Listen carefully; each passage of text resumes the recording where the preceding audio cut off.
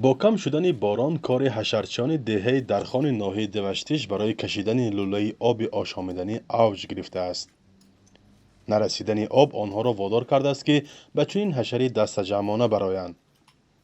دهه آنها سالهاست این مشکل را دارد. 7 سال 8 سال سال تنقیصی آب شد. تمام مردم دهه درخان کردید. رئیسان من خودم اساساً رئیس خوجگی دیخونی 35 رئیس خوجگی داریم. اونا کردید با مصلحت کار کرده. اینا سر کردیم خود خود تا باید 6 کیلومتر خود خود ان شاء الله اینا بود کنیم. صبح 100% مردم دهه آب کتی تامین میشه. این بار اول نیست که مردم دهه چنین تشبث میکنند. سال 2007 نیز به خاطر رفع این مشکلی آنها از مسافه قریب 10 کیلومتر آب آورده بودند. ولی با زیاد شدن اهالی دهه ساکنان از کمابی دیگر باره اذیت کشیدند.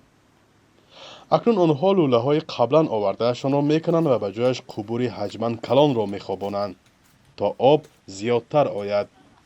از دیه تا سرچشمه 9 کیلومتر 400 متر.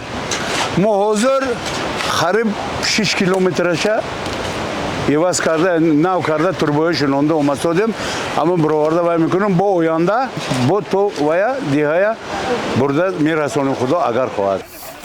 برای این آبیاری مهاجران و سهمداران خواجگی های دهقانی 250,000 سامانی مبلغ گذاری کردند و در صورت همین مقدار دیگر پول جمع آوری شدن کار به آخر میرسد. و گفته ساکنان در اجرای این طرح ساختارهای دولتی و خدمترسانی همراه نیستند. ولی آبی که برای نوشیدن اهل دهه دسترس می شود از معاینه طبی گذشته است و استفادهش رایگان خواهد بود. آب لوقه افلاس نمیخورد که بچه ها کسل میشد.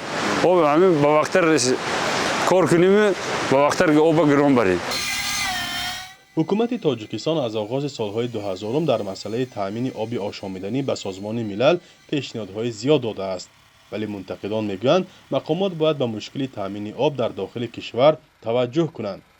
3 سال پیش یک گزارشگر ویژه سازمان ملل گفته بود حکومت تاجیکستان برای دسترسی ساکنان به آب و خدمات بهداشتی باید بیشتر تلاش کند. چیزی که مردم میگویند حل نشده مانده است و مقامات میگویند از پیش هستند و وضعیت مردم را مجبور میکند خود دست به کار شوند.